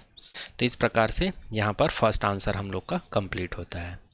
तो एक्सियल पॉइंट, एक डाइपोल के एक्सिस में ही एक पॉइंट P रखा हुआ है, इसके ऊपर इलेक्ट्रिक फील्ड इंटेंसिटी का वैल्यू कितना आएगा, 2.66 क्रॉस 10 के पावर 5 न्यूटन पर कूलम, यही हमारा आंसर होगा। अब चलिए नेक्स्ट बात करते हैं इक्वेटोरियल पॉइंट पर, पॉइंट Q पर इलेक्ट्रिक फील्ड इंटेंसिटी कितना होगा। तो आगे बढ़ते हैं नेक्स्ट। तो similarly again we know that, फिर से हम लोग जानते हैं इक्वेटोरियल पॉइंट पोजीशंस पर जो इलेक्ट्रिक फील्ड इंटेंसिटी का जो फॉर्मूला होता है वो होता है E equatorial is equals to K, और ये है P/R का क्यूब। फिर से हम लोग को पता है इलेक्ट्रिक डाइपोल मोमेंट का जो फॉर्मूला होता है Q×2A होता है। तो यहाँ पर K का भी वैल्यू हम लोग को पता है, तो ये हो जाएगा 9 × 10⁻9 क्रॉस Q×2A अपॉन ये R का वैल्यू है 15 × 10⁻⁻2 का क्यूब। यहाँ पर आगे सॉल्व करते हैं, Q का वैल्यू रखे हैं, 2A का वैल्यू रखे हैं, उसके बाद इसको फिर से उसी तरह सॉल्व किए हैं जिस तरह हम लोग एक्सियल पॉइंट के लिए किए थे। ओके, यहाँ पर 10⁻2 है, यहाँ पर 9 है, तो ये 3 टाइम में कट जाएगा, 5 से कटाएंगे तो। ओके, तो इस प्रकार से इसको फिर से हम लोग सॉल्व करेंगे, तो सॉल्व करने के बाद हम लोग को मिल जाता है 2 × 10⁻9 - 6 - 3, और ये 10 के पावर जो -6 है वो ऊपर जाके +6 हो जाएगा, तो ये कैंसिल आउट हो जाएगा, तो 9 में 3 चला जाएगा, तो फिर से हमको 10 के पावर 6 मिलेगा, और यहाँ पर ये 15 बच गया था, तो ये हो जाएगा 2 × 10 के पावर 6 अपॉन 15। तो इसको हम लोग लिख सकते हैं, फिर से इसका एक 10 को हम लोग बाहर निकाल देंगे, तो ये हो जाएगा 10 के पावर 5, और ये हो जाएगा 20। ओके, ये हो जाएगा 5, ये हो जाएगा 5, तो ये हो जाएगा 20। अब इसको जब हम लोग सॉल्व करेंगे तो 1.3 आएगा, सॉरी ये 5 होगा, ये भी 5 होगा, तो फाइनली हम लोग को जो आंसर मिलेगा वो 1.3 × 10 के पावर 5 न्यूटन पर कूलम मिल जाएगा। तो ये हम लोग का सेकेंड आंसर होगा। तो यहाँ पर ये एग्जाम्पल 1.10 क्या होता है, कंप्लीट हो जाता है। I hope. चलिए तो नेक्स्ट एग्जाम्पल की बात करते हैं। नेक्स्ट एग्जाम्पल है 1.11। ओके, तो सबसे पहले इस एग्जाम्पल को समझ लेते हैं कि इसमें बोलना क्या चाहते हैं। The electric field component in figure 1.27, हमको 1.27 एक फिगर दिया हुआ है और इसमें इलेक्ट्रिक फील्ड का कंपोनेंट दिया हुआ है। और इलेक्ट्रिक फील्ड का कंपोनेंट क्या दिया हुआ है, तो ये दिया हुआ है first Ex is equals to alpha x की पावर 1/2। इसका मतलब ये है, इस फिगर के माध्यम से हम लोग देख सकते हैं, क्वेश्चन में दिया हुआ है कि इलेक्ट्रिक फील्ड का जो डायरेक्शन है वो क्या है, एक्स डायरेक्शन में है। कौन से डायरेक्शन में है, एक्स डायरेक्शन में फ्लो कर रहा है। EY/EZ इक्वल टू 0, इसका मतलब y डायरेक्शन में किसी भी प्रकार का इलेक्ट्रिक फील्ड नहीं है और z डायरेक्शन में भी किसी भी प्रकार का इलेक्ट्रिक फील्ड नहीं है। और यहाँ पर x डायरेक्शन में जो इलेक्ट्रिक फील्ड फ्लो कर रहा है उसका वैल्यू क्या दिया हुआ है, तो उसका वैल्यू दिया हुआ है alpha is equals to 800 newton per coulomb metre का 1/2 पावर में। ओके, ये दिया हुआ है। यहाँ पर मीटर के पावर में 1/2 बोलने का मतलब ये है कि यहाँ पर x की पावर में क्या 1/2 है, इसलिए यहाँ पर x का जो यूनिट होता है मीटर होता है और ये 1/2 होता है पावर में। और ये जो अल्फ़ा इसका वैल्यू दिया हुआ है 800 न्यूटन पर कूलम।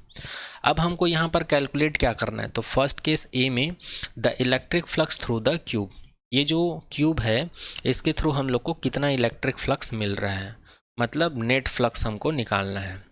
और यहाँ पर हम लोग क्वेश्चन में देख चुके हैं, बताया था कि इलेक्ट्रिक फील्ड कहाँ मूव कर रहे हैं, एक्स डायरेक्शन में मूव कर रहे हैं।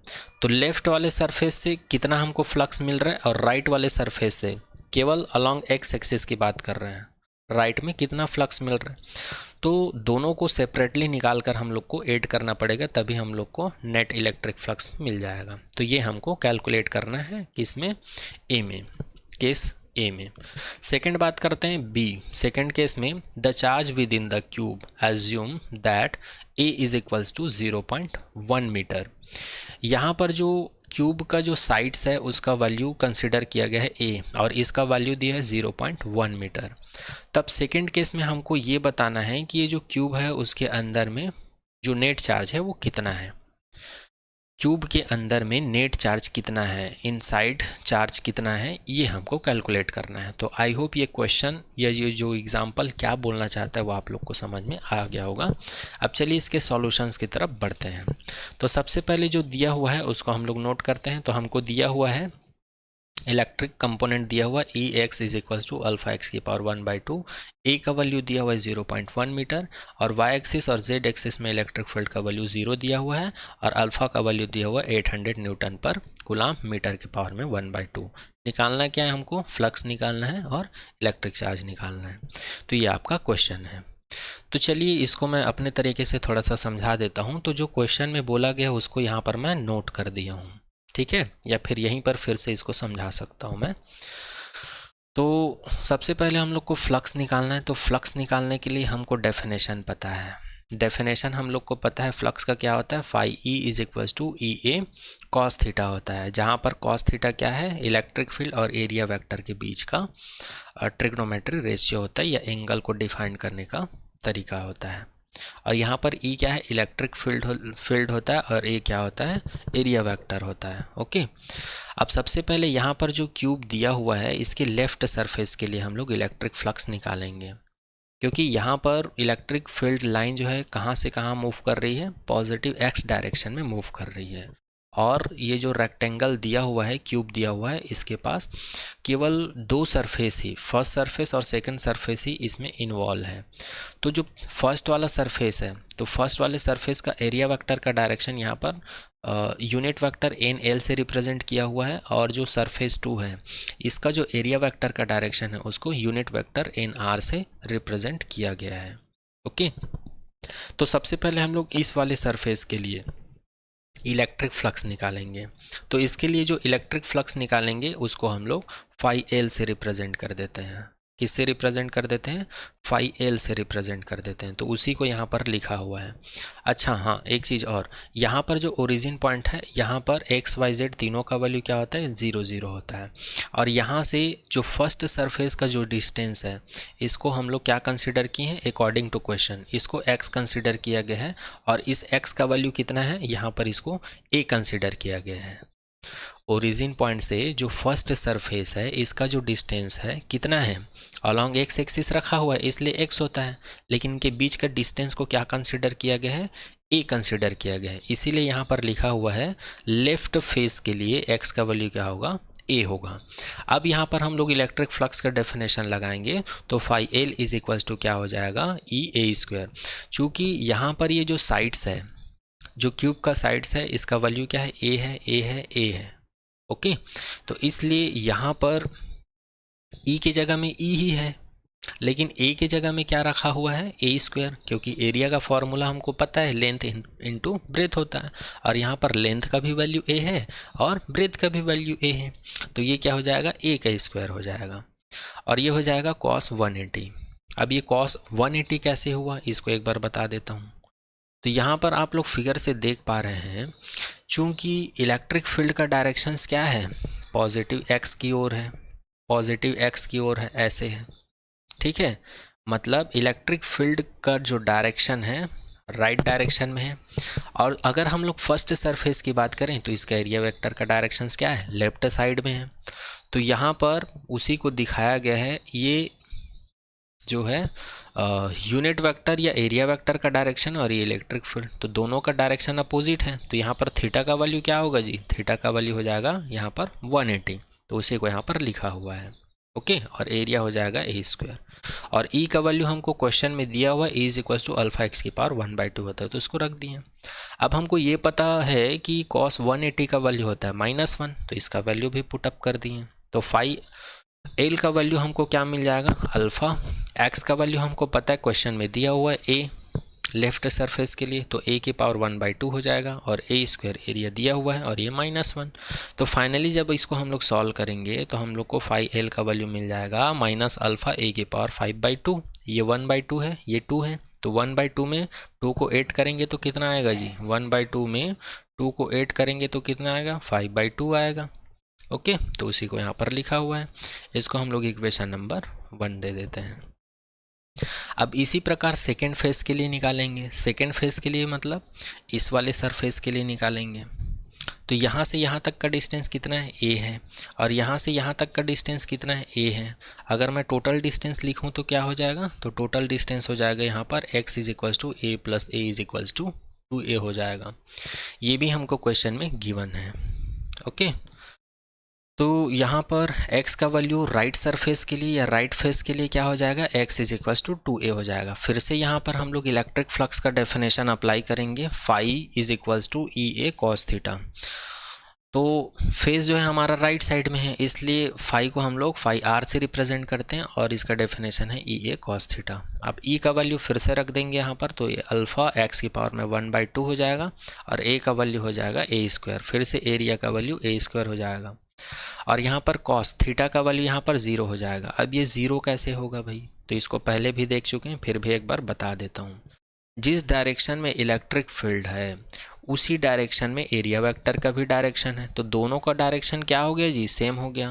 तो यहाँ पर एंगल कितना बनेगा, 0 बनेगा। अगर अपोजिट रहता, सेम डायरेक्शन में अपोजिट, तो यहाँ पर 180 हो जाता। तो इसलिए यहाँ पर थीटा का वैल्यू क्या हो गया है, 0 हो गया है। तो उसी वैल्यू को यहाँ पर रखें। और cos 0 का वैल्यू हम लोग बहुत बार देख चुके हैं, cos 0 का वैल्यू क्या होता है, 1 होता है। ओके, तो यहाँ पर फाई आर का वैल्यू मिल जाता है अल्फ़ा 2a की पावर 1/2। अब यहाँ पर 2a कहाँ से आया, तो x का वैल्यू हम लोग यहाँ पर पुटअप किए हैं, x is equal to 2a है, उसी को पुटअप किए हैं और a का स्क्वायर और cos 0 का वैल्यू 1 हो जाएगा। तो यहाँ पर इसको हम लोग लिख सकते हैं √2 अल्फ़ा, और यहाँ पर a की पावर 1/2 है, a की पावर 2 है, तो फिर से हम लोग a की पावर क्या लिख सकते हैं, 5/2 लिख सकते हैं। तो इसको हम लोग दे देते हैं इक्वेशन नंबर 2। अब हम लोग को क्या करना है, नेट फ्लक्स निकालना है। तो नेट फ्लक्स निकालने के लिए हम लोग क्या करेंगे, phi net is equals to left वाले सरफेस में या फेस में जो फ्लक्स मिला था उसको और राइट वाले फेस में जो फ्लक्स मिला था दोनों को ऐड कर देंगे तो हम लोग को नेट फ्लक्स मिल जाएगा। ओके, तो इसलिए हम लोग क्या करते हैं, इक्वेशन नंबर 1 और 2 का वैल्यू यहाँ पर पुटअप कर देते हैं। पुटअप करने के बाद हम लोग को मिल जाता है माइनस अल्फ़ा ए की पावर 5/2 प्लस √2 अल्फ़ा ए की पावर 5/2। अब यहाँ पर अल्फ़ा ए की पावर 5/2 क्या है, कॉमन है, इसलिए हम लोग इसको क्या कर देंगे, कॉमन निकाल देंगे। तो कॉमन निकालेंगे तो यहाँ पर क्या बचेगा, √2 बचेगा और यहाँ पर -1 बचेगा। अब अल्फ़ा का वैल्यू हमको दिया हुआ है 800 और ए का भी वैल्यू हमको दिया हुआ है 0.1। तो इन दोनों वैल्यू को हम लोग क्या कर देंगे, सब्सटीट्यूट कर देंगे। सब्सटीट्यूट करेंगे तो क्या मिलेगा, 800 इंटू 0.1 के पावर 5/2 और ब्रैकेट में मिल जाएगा √2 - 1। क्या मिल जाएगा, √2 - 1, ये वाला वैल्यू ये मिल गया। अब इसको हम लोग सॉल्व करेंगे तो कैसे सॉल्व करेंगे, 800 इंटू यहाँ पर 0.1 है, इसको 1/10 लिख लेते हैं और 0.1 की पावर में 5/2 है, इसको हम लोग तोड़ कर लिख सकते हैं स्क्वायर और 1/2 में। तो इसको 2 और 1/2 में तोड़ दिया हूँ तो ये 1/10 की पावर 2 हो गया, 1/10 की पावर 1/2 हो गया और ये √2 - 1 है ही। अब इसको हम लोग सॉल्व करेंगे तो क्या हो जाएगा, 800 इसको मैं लिख सकता हूँ 1/10 का स्क्वायर और इसको लिख सकता हूँ 1/√10 और ये √2 - 1 वैसे ही रहेगा।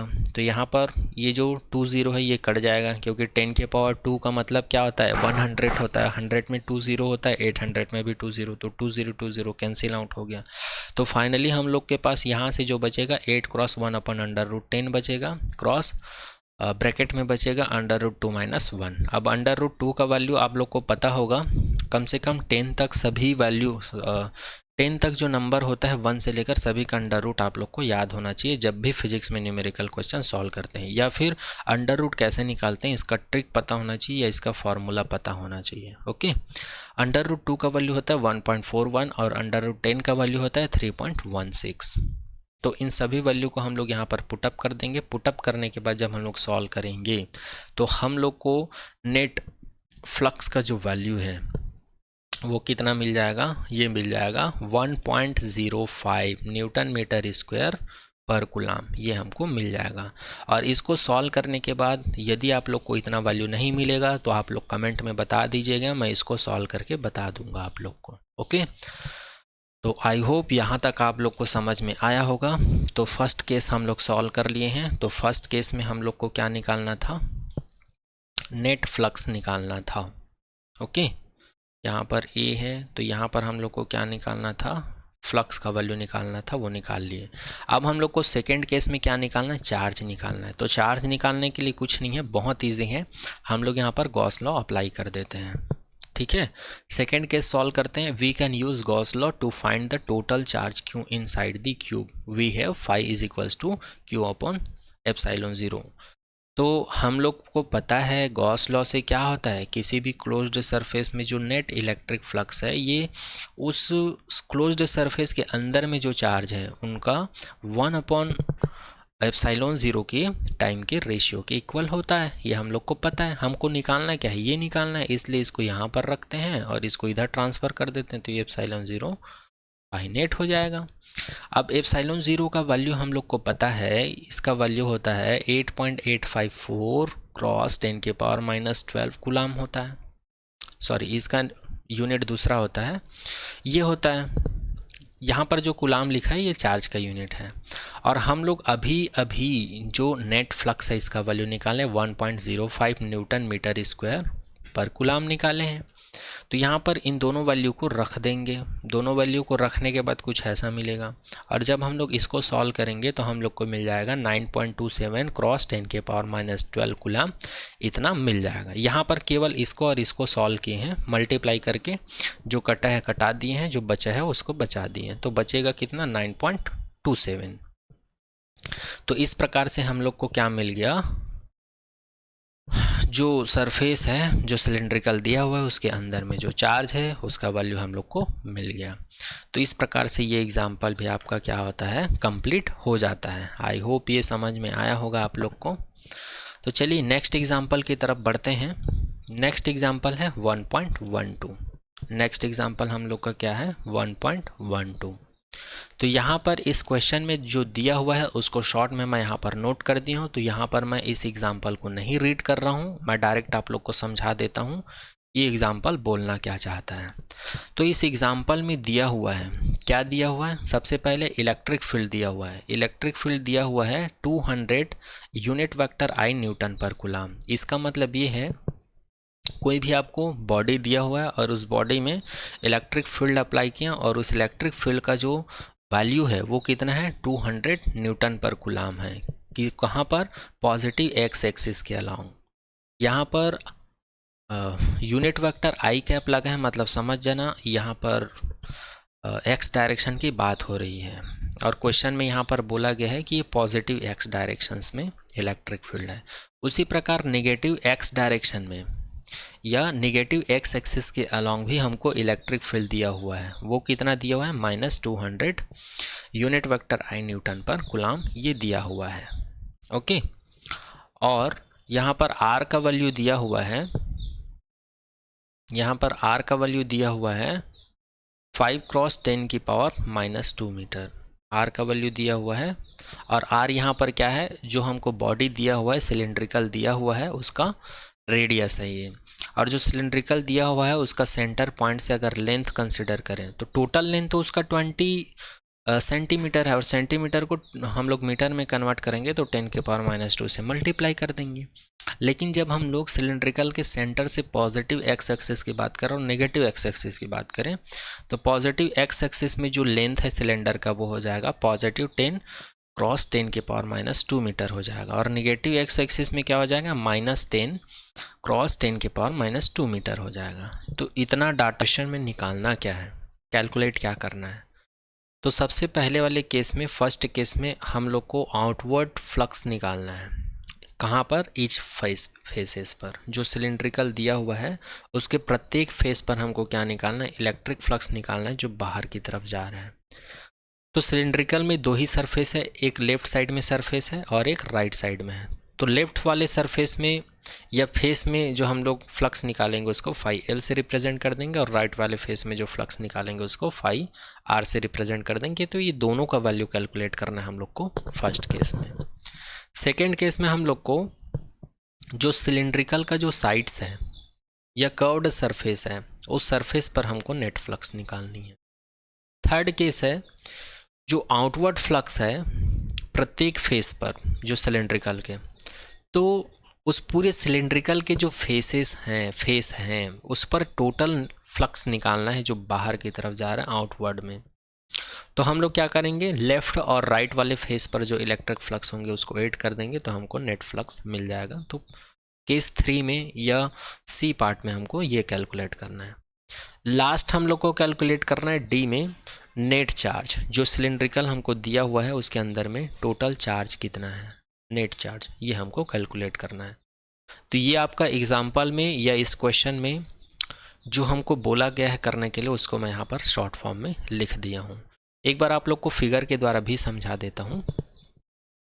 ये हमको एक सिलेंड्रिकल दिया हुआ है और इसमें ये बोला जा रहा है कि ये इसका सेंटर पॉइंट है, और इस सिलेंड्रिकल का जो लेंथ है वो कितना दिया हुआ है, 20 सेंटीमीटर दिया हुआ है।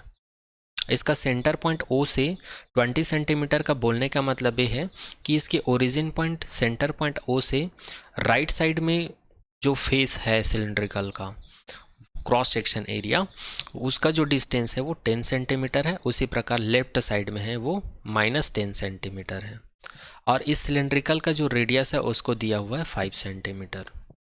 और यहाँ पर ये बोला गया है कि जो सेंटर है यहाँ से इलेक्ट्रिक फील्ड का जो डायरेक्शन है वो पॉजिटिव एक्स डायरेक्शन में है और निगेटिव एक्स डायरेक्शन में है। ओके, और यहाँ पर जो सिलेंड्रिकल है इनके पास 3 सरफेस एरिया हैं। फर्स्ट राइट साइड में पॉजिटिव एक्स डायरेक्शन में जो क्रॉस सेक्शन एरिया है इसका सरफेस एरिया, लेफ्ट साइड में जो क्रॉस सेक्शन एरिया है इसका सरफेस एरिया, और ये जो कर्व शेप में है जो अदर सरफेस है सिलेंड्रिकल का उसका सरफेस एरिया। ओके, तो इस फिगर को सबसे पहले हम लोग समझ लेते हैं। सबसे पहले हम लोग लेफ़्ट वाले फेस की बात करते हैं। जो लेफ़्ट वाला क्रॉस सेक्शन एरिया है तो इसका भी कुछ ना कुछ सरफेस एरिया होगा, तो उसको हम लोग डेल एस से रिप्रेजेंट किए हैं, और इस डायरेक्शन में जो इलेक्ट्रिक फील्ड है उसको ई से रिप्रेजेंट किए हैं। और इन दोनों के बीच यहाँ पर हम लोग देख पा रहे हैं, यहाँ पर अगर हम लोग इलेक्ट्रिक फील्ड और एरिया वेक्टर दोनों के बीच का एंगल की बात करें तो यहाँ पर थीटा इज इक्वल्स टू 0 है, यहाँ पर भी थीटा इज इक्वल्स टू 0 है, क्योंकि इलेक्ट्रिक फील्ड का डायरेक्शन ये है और इस वाले सरफेस का या फेस का जो डायरेक्शन है एरिया वेक्टर का डायरेक्शन वो भी इधर ही है, तो यहाँ पर भी थीटा इज इक्वल्स टू 0 मिलेगा। लेकिन यहाँ पर कर्व्ड सरफेस में यहाँ पर जो सरफेस एरिया का जो डायरेक्शन है वो डेल एस वो इलेक्ट्रिक फील्ड के परपेंडिकुलर है, मतलब थीटा इज इक्वल्स टू यहाँ पर 90 डिग्री मिल जाएगा हमको। तो ये याद रखिएगा, आगे काम आएगा। अब चलिए क्वेश्चन को सॉल्व करते हैं। तो क्वेश्चन को सॉल्व करने के लिए सबसे पहले हम लोग ए केस निकालेंगे, और इस केस में हम लोग को कैलकुलेट करना है फाई एल का और फाई आर का। तो इसको मैं शॉर्ट में यहाँ पर सॉल्व किया हूँ, इसी से आप लोग को बता देता हूँ। चूँकि हम लोग को पता है इलेक्ट्रिक फ्लक्स का डेफिनेशन होता है phi L is equals to E del S cos theta. होता ये है phi E is equals to E A cos theta. तो कॉस थीटा की जगह पर कॉस थीटा ही है, ए की जगह पर डेल एस है और ई की जगह पर ई ही है। ओके, अब यहाँ पर लेफ्ट सरफेस की बात हो रही है, मतलब ये वाले फेस की बात हो रही है। तो इस फेस में हम लोग देख पा रहे हैं कि थीटा का वैल्यू क्या है, 0 है। सरफेस एरिया क्या है, डेल एस है, और सिलिंड्रिकल का जो सरफेस एरिया है या ये एक स्फेयर है ना। तो सिलिंड्रिकल के केस में जो सरफेस एरिया है क्रॉस सेक्शन एरिया का वो पाई आर स्क्वायर होता है। आर जो है इस क्रॉस सेक्शन एरिया का रेडियस है। ओके, और ई का वैल्यू हमको क्वेश्चन में दिया हुआ है। चूंकि ये लेफ्ट साइड है, लेफ्ट साइड है मतलब नेगेटिव एक्स एक्सिस, तो ई का वैल्यू दिया हुआ है -200 unit vector I pi R का स्क्वायर कॉस 0, थीटा का वैल्यू 0 है। ओके, तो ये मिल गया हमको। अब यहाँ पर देखिए, यहाँ पर जो यूनिट वेक्टर आई है इसका वैल्यू हम लोग -1 रख देंगे। एक्चुअल में यूनिट वेक्टर का वैल्यू 1 ही होता है, बस वो डायरेक्शन के ऊपर डिपेंड करता है कि -1 है कि +1 है। यहाँ पर यूनिट वेक्टर आई का वैल्यू -1 है, मतलब यहाँ पर नेगेटिव एक्स एक्सिस की बात हो रही है। अगर इसी को अगर हम लोग +1 ले लेते तो ये पॉजिटिव एक्स एक्सिस की बात हो रही होती। तो यहाँ पर नेगेटिव एक्स एक्सिस की बात कर रहे हैं ना हम लोग, इसलिए यहाँ पर -1 लिए। तो इसके जगह पर -1 लेंगे तो ये +200 हो जाएगा, और ये पाई पाई ही रहेगा। आर का वैल्यू हमको क्वेश्चन में दिया हुआ है, आर जो है रेडियस है और इसका वैल्यू हमको 5 सेंटीमीटर दिया हुआ है। उसको मीटर में चेंज करेंगे तो 5 क्रॉस 10⁻² हो जाएगा और इसका स्क्वायर हो जाएगा। और cos 0 का वैल्यू क्या होता है, 1 होता है। तो यहाँ तक आप सभी को समझ में आ गया होगा। आगे देखते हैं, 200 पाई का वैल्यू होता है 22/7, और 5 का स्क्वायर निकालेंगे 25 हो जाएगा। 10⁻² का स्क्वायर करेंगे तो 10⁻4 हो जाएगा। आगे बात करते हैं 200, यहाँ पर 22 को 25 से मल्टीप्लाई करेंगे तो हम लोग को मिल जाएगा 550 मिल जाएगा अपॉन 7 10⁻4। जब 550 को 7 से डिवाइड करेंगे तो 78.5 मिल जाएगा। ओके, तो इसको हम लोग यहाँ पर लिख दिए हैं 200 क्रॉस 78.5 10⁻4। और जब हम लोग इसको सॉल्व करेंगे तो ये हो जाएगा 785/10 हो जाएगा, और ये 200 और ये 10⁻⁻4। अब यहाँ पर 10 जो है इससे 1010 कैंसिल आउट हो जाएगा, जो बचेगा उसको यहाँ पर लिख दिया हूँ 20 × 785 यहाँ पर 10⁻⁻4 है, इसको नीचे लाएंगे तो ये हो जाएगा 10000। यहाँ पर 1010 कैंसिल आउट हो जाएगा, जो बचेगा वो कितना बचेगा 2 × 785/1000 बचेगा। अब इन दोनों को मल्टीप्लाई करेंगे तो हम लोग को मिल जाएगा 1570। 1010 कैंसिल आउट हो जाएगा, तो जब हम लोग इसको सॉल्व करेंगे तो हम लोग को L का वैल्यू मिल जाएगा 1.57 Newton per coulomb metre square. तो ये हम लोग को मिल गया इस वाले क्रॉस सेक्शंस के लिए इलेक्ट्रिक फ्लक्स कितना मिला, L = 1.57 Newton per coulomb metre square. ये हम लोग को मिल गया। अब इसी प्रकार हम लोग क्या करेंगे, जो राइट सरफेस दिया हुआ है, राइट में क्रॉस सेक्शन एरिया दिया हुआ है, इसके लिए हम लोग क्या निकालेंगे, इलेक्ट्रिक फ्लक्स निकालेंगे। तो फिर से वही डेफिनेशन लगाएंगे, ∅r = E del S cos θ = +200 आई कैप, ये E का वैल्यू है +200 आई कैप, क्योंकि पॉजिटिव एक्स एक्सिस की बात हो रही है, ये क्वेश्चन में दिया हुआ है, मैं पहले बता चुका हूँ। πr² cos 0, πr² surface area है ना, किसका, इस वाले सिलेंड्रिकल फेस का। तो जब हम लोग इसी प्रकार जैसे इसको सॉल्व किए, सेम टू सेम बिल्कुल कॉपीराइट इसको भी सॉल्व करेंगे हम लोग। तो यहाँ पर ∅r का वैल्यू मिल जाएगा हमको 1.57 Newton per coulomb metre square, ये मिल जाएगा। आप लोग सेम टू सेम इसको सॉल्व करके देखिएगा, अगर नहीं हो पाएगा तो आप लोग कमेंट कर दीजिएगा, मैं इसको सॉल्व करके बता दूंगा आप लोग को, क्योंकि सेम टू सेम एकदम सॉल्व होगा, इसीलिए मैं इसको सॉल्व नहीं किया हूँ, डायरेक्ट लिख दिया हूँ। अब यहाँ पर पॉजिटिव एक्स एक्सिस की बात हो रही, तो वहाँ पर i का -1 रखे थे, यहाँ पर i कैप का वैल्यू +1 रखेंगे। ओके, पाई का वैल्यू 22/7 रखना, r का वैल्यू पता है आप लोग को 5 × 10⁻⁻2 रखना है, cos 0 का वैल्यू 1 रखना है। सॉल्व करेंगे तो आप लोग को इतना वैल्यू मिल जाएगा। तो यहाँ पर फर्स्ट क्वेश्चन हम लोग का कंप्लीट होता है। इस क्वेश्चन का, इस एग्जाम्पल का फर्स्ट केस कंप्लीट होता है। हम लोगों ने ∅L और ∅R का वैल्यू फाइंड आउट कर लिए हैं। अब हम लोग सेकंड बात करते हैं बी की। बी में क्या करना है, जो साइड्स हैं सिलेंड्रिकल का, उसका हमको नेट फ्लक्स निकालना है। तो यहाँ पर लिखा हुआ है for any point on the sides of cylindrical E is perpendicular del S and hence 0। अब ये क्यों हुआ, क्योंकि हम लोग को पता है फाई का डेफिनेशन होता है ∅ES cos थीटा। थीटा का वैल्यू यहाँ पर 90 है, और cos 90 का वैल्यू जो होता है 0 होता है, इसलिए फ्लक्स का वैल्यू भी क्या हो जाएगा, 0।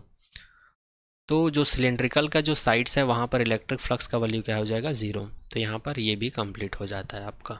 ओके, अब नेक्स्ट बात करते हैं पॉइंट सी की। पॉइंट सी में हम लोग को क्या करना है, नेट फ्लक्स निकालना है। तो नेट फ्लक्स निकालना है तो हम लोग ऑलरेडी निकाल चुके हैं ∅L का वैल्यू, और ऑलरेडी निकाल चुके हैं ∅R का वैल्यू। और थर्ड वाला सर्फ, यहाँ पर इसके पास 3 सरफेस है ना, इसको S1 कंसीडर कर सकते हैं, इसको S2 कंसीडर कर सकते हैं, इसको S3।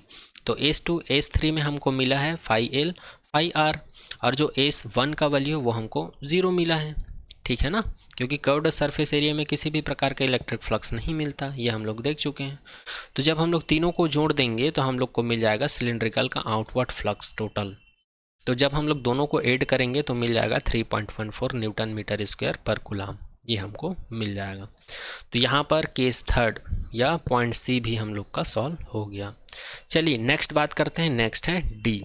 अब इसमें हम लोग को क्या करना है, ये जो सिलेंड्रिकल दिया हुआ है इसके अंदर में कितना चार्ज है, इनसाइड में टोटल कितना चार्ज है, ये निकालना है। तो हम लोग को पता है गॉस लॉ ये बोलता है जो नेट फ्लक्स होता है वो किसी भी क्लोज्ड सरफेस के इनसाइड में जो चार्ज होता है वो और जो एप्सिलॉन 0 होता है दोनों के रेशियो के इक्वल होता है। तो यहाँ पर इसका वैल्यू कैलकुलेट करना है, इसलिए इसको यहाँ पर रखते हैं और इसको इधर ट्रांसफ़र कर देते हैं, तो एप्सिलॉन 0 फाई हो जाएगा। फाई का वैल्यू अभी हम लोग कैलकुलेट किए हैं 3.14, और एप्सिलॉन 0 का वैल्यू हमको पता है 8.854 इंटू 10⁻⁻12 होता है। दोनों का मल्टीप्लाई कर देंगे तो हम लोग को इतना मिल जाएगा। दोनों का मल्टीप्लाई करके हम लोग इसको सॉल्व कर लेंगे तो हम लोग को क्यू का वैल्यू मिल जाएगा 2.78 क्रॉस 10⁻⁻11 कूलम। तो इस प्रकार से हम लोगों ने इस एग्जाम्पल का सभी क्वेश्चन सॉल्व कर लिए हैं। Okay, case 1, case 2, case 3, case 4, ये चारों केस हम लोग सॉल्व कर लिए हैं। आई होप ये एग्जांपल, ये क्वेश्चन आप लोग को समझ में आया होगा। अगर कुछ भी डाउट है तो आप लोग कमेंट सेक्शन में कमेंट कर सकते हैं। चलिए, अब इस क्लास 12 का चैप्टर 1 का लास्ट एग्जाम्पल है, इसको भी मैं थोड़ा सा शॉर्ट में बता देता हूँ, ओके, कि इस क्वेश्चन में बोलना क्या चाहते हैं। तो एग्जाम्पल 1.13 की बात करते हैं। इसमें एक एटम दिया हुआ है और ये एटम जो है कैसा है, निगेटिव चार्ज डिस्ट्रीब्यूटेड है। मतलब इस पूरे एटम में कौन सा चार्ज है, निगेटिव चार्ज है। और इसका सेंटर दिया हुआ है और इसके सेंटर में कौन सा चार्ज है, पॉजिटिव चार्ज है। और एक चीज़ याद रखिएगा, किसी भी एटम में जितना नंबर ऑफ पॉजिटिव चार्ज होता है उतना ही निगेटिव चार्ज होता है। दैट मीन्स हियर हम लोग यहाँ पर ये बात कर रहे हैं, जितना नंबर ऑफ इलेक्ट्रॉन होगा उतना ही उसमें नंबर ऑफ प्रोटॉन होगा। और नंबर ऑफ प्रोटॉन ही किसी भी एटम के एटॉमिक नंबर को डिफाइन करता है। इसलिए हम लोग Z = P = E⁻⁻, मतलब इलेक्ट्रॉन लिख सकते हैं। ये आप लोग केमिस्ट्री में पढ़ चुके होंगे। और यहाँ पर हम लोग को ये भी पता है कि 1 चार्ज का वैल्यू जो होता है 1.6 10⁻⁻19 कूलम होता है। और यहाँ पर इस एटम का ये जो न्यूक्लियस है इसका रेडियस स्मॉल r है और इस पूरे एटम का जो रेडियस है इसको कैपिटल R कंसिडर किया गया है। पूरे एटम का रेडियस कैपिटल R कंसिडर किया गया है। तो ये हो गया एग्जाम्पल। तो इसमें कैलकुलेट क्या करना है, तो इसमें हम लोग को कैलकुलेट करना है ये जो R रेडियस का स्फीयर है, इसमें हम लोग को इलेक्ट्रिक फील्ड का वैल्यू कैलकुलेट करना है। यही सारा चीज़ जो है यहाँ पर एग्जाम्पल में लिखा हुआ है। यही सारा चीज़ जो है एग्जाम्पल में लिखा हुआ है, उसको शॉर्ट में मैं आप लोग को समझा दिया हूँ। ओके, तो चलिए अब इसको सॉल्व करते हैं। हम लोग को इलेक्ट्रिक फील्ड निकालनी है इसके लिए। ओके, तो यहाँ पर हम लोग गॉस लॉ अप्लाई कर सकते हैं। ये जो पॉइंट P है पहले आउटसाइड पर है, उसके बाद सरफेस पर आएगा, उसके बाद इनसाइड में आएगा। तो ये 3 केस अप्लाई कर सकते हैं हम लोग और तीनों ही केस में इलेक्ट्रिक फील्ड का वैल्यू हम लोग निकाल सकते हैं। ओके, तो चलिए सॉल्व करते हैं। तो सबसे पहले हम लोग क्या कैलकुलेट करेंगे, टोटल निगेटिव चार्जेस। जो R रेडियस का स्फीयर दिया हुआ है इसमें टोटल निगेटिव चार्ज का वैल्यू निकालेंगे। तो हम लोग को पता है चार्ज डेंसिटी, किसी भी 3D में या वॉल्यूम में जो चार्ज डिस्ट्रीब्यूटेड रहते हैं तो उसकी डेंसिटी हम लोग कैसे निकालते हैं, Q/V। आप लोग को पता होगा, वॉल्यूम चार्ज डिस्ट्रीब्यूशन हम लोग पढ़ चुके हैं, वॉल्यूम चार्ज डेंसिटी बोलते हैं इसको। ये फार्मूला हम लोग पढ़ चुके हैं, तो इसी फार्मूला को अप्लाई किए हैं Q/V। तो यहाँ पर नेगेटिव चार्ज की बात कर रहे हैं, तो नेगेटिव चार्ज कितना -ZE और वॉल्यूम कितना है, तो इस स्फीयर का वॉल्यूम हम लोग को पता है 4/3 πr³ होता है। और यही क्या कहलाता है, चार्ज डेंसिटी कहलाता है, वॉल्यूम चार्ज डेंसिटी। अब इसी प्रकार हम लोग फिर से नेगेटिव चार्ज निकालेंगे, किसके लिए, स्मॉल स्फीयर, मतलब जिसका रेडियस R है, इस वाले स्फीयर के लिए नेगेटिव चार्ज निकालेंगे। तो यहाँ पर हम लोग क्या कर देंगे, पूरे स्फीयर में जो चार्ज डेंसिटी निकाले हैं उसका मल्टीप्लाई कर देंगे इस वाले छोटे वाले स्फीयर के वॉल्यूम से। ऐसा क्यों, क्योंकि हम लोग को पता है चार्ज कब मिलता है, जब चार्ज डेंसिटी को V से मल्टीप्लाई करते हैं तब मिलता है। जब चार्ज डेंसिटी को वॉल्यूम से मल्टीप्लाई करते हैं तब मिलता है। इसलिए इस छोटे वाले स्फीयर के लिए अगर हम लोग को total number of negative charge निकालनी है तो हम लोग क्या करेंगे, चार्ज डेंसिटी का इसकी वॉल्यूम से मल्टीप्लाई करेंगे। तो सिग्मा का रो का वैल्यू हम लोग निकाल चुके हैं, तो वो ये वाला वैल्यू है और इसको मल्टीप्लाई कर दिए हैं इस छोटे वाले स्फीयर के वॉल्यूम से। तो छोटे वाले स्फीयर का वॉल्यूम क्या होगा, 4/3 πr³ होगा। यहाँ पर हम लोग कैपिटल R लिए थे, यहाँ पर स्मॉल r लेंगे क्योंकि स्मॉल स्फीयर की बात हो रही है।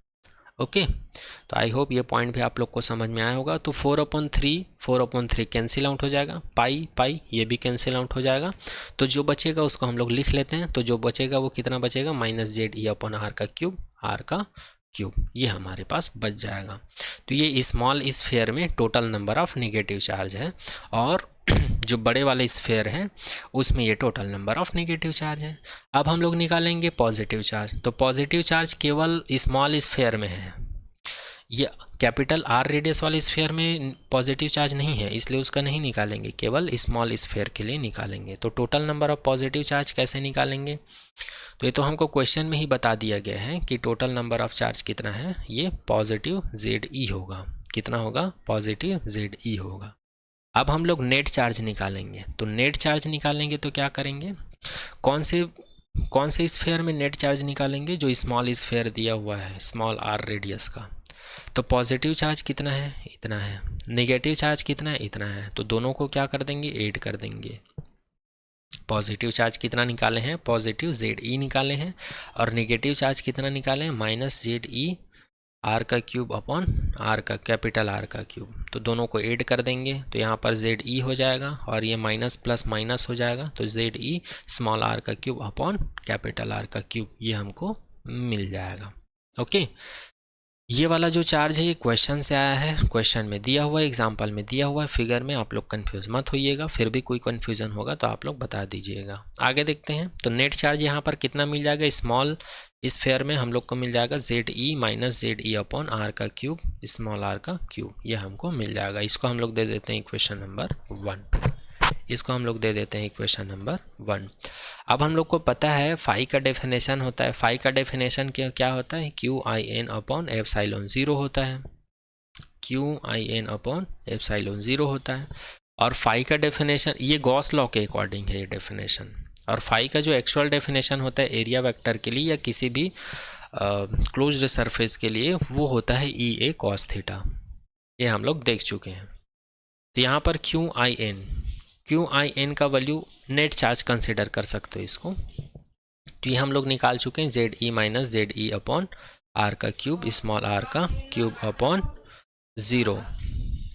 और ये हो जाएगा E is equals to ZE upon A cos theta.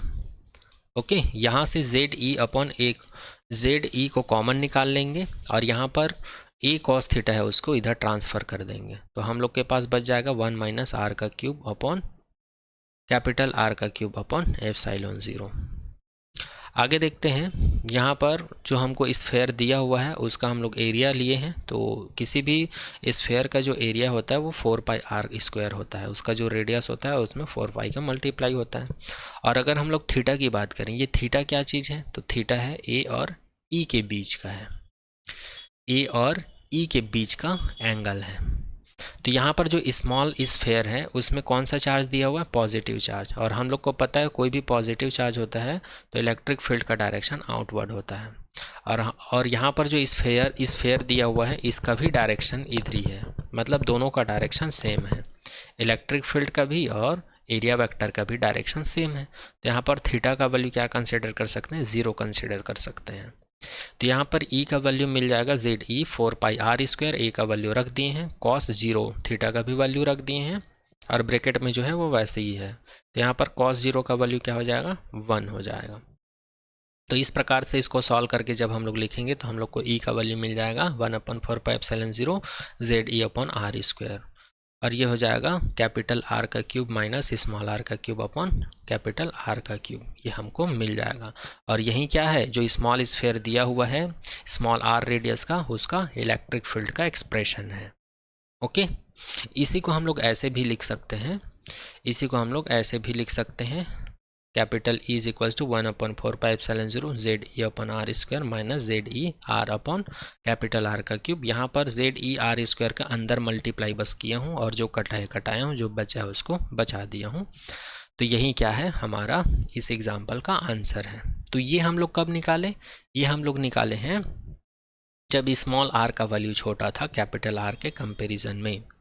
तो इसी को कहा जाता है small sphere, small R radius का जो स्फेयर था उसके लिए इलेक्ट्रिक फील्ड इंटेंसिटी का एक्सप्रेशन। अब हम लोग क्या करते हैं? जो पॉइंट P आउटसाइड लिए थे स्फेयर का उसको हम लोग सरफेस पर ले लेते हैं। कहाँ पर ले लेते हैं? सरफेस पर ले लेते हैं। तो यहाँ पर क्या हो जाएगा? सरफेस पर लेंगे या अंदर मिला लेते हैं, स्फेयर के अंदर मिलाएंगे तो स्मॉल आर का वैल्यू बड़ा हो जाता है कैपिटल आर के कंपेरिजन में। तो इस सिचुएशंस में इनसाइड में चार्ज का वैल्यू क्या हो जाएगा? 0 हो जाएगा। और जब चार्ज का वैल्यू ही 0 है तो इलेक्ट्रिक फील्ड इंटेंसिटी का वैल्यू क्या हो जाएगा? 0 हो जाएगा। अब यहाँ पर चार्ज क्यों 0 है? तो जितने नंबर ऑफ पॉजिटिव चार्ज है उतने ही नंबर क्या है वहाँ पर? निगेटिव चार्ज है। तो दोनों एक दूसरे को कैंसिल आउट करेंगे या न्यूट्रल हो जाएंगे।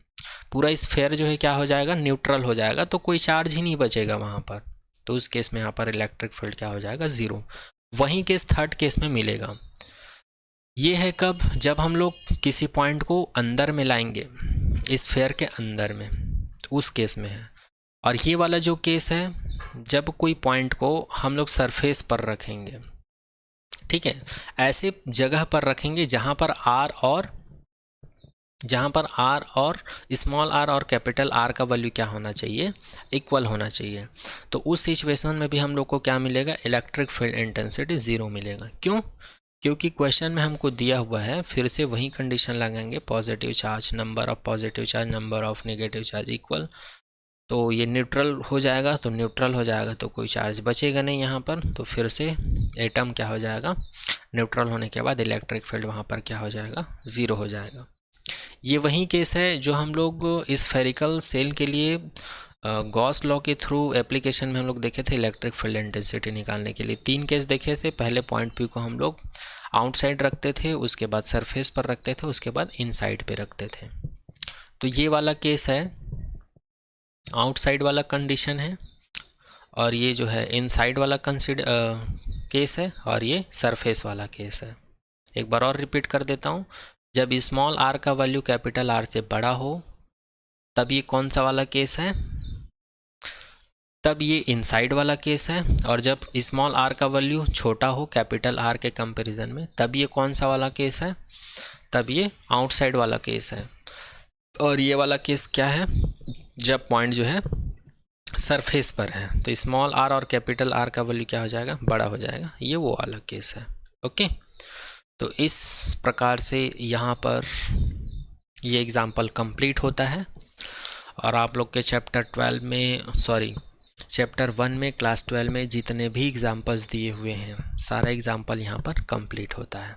अब हम लोग आने वाले नेक्स्ट लेक्चर में आप लोग के चैप्टर 1 में जितना भी एक्सरसाइज में क्वेश्चन दिया हुआ है उन सारे क्वेश्चन को 1 बाय 1 करके देखेंगे। ओके, तो आज के लेक्चर में यहीं तक। Thank you so much to all.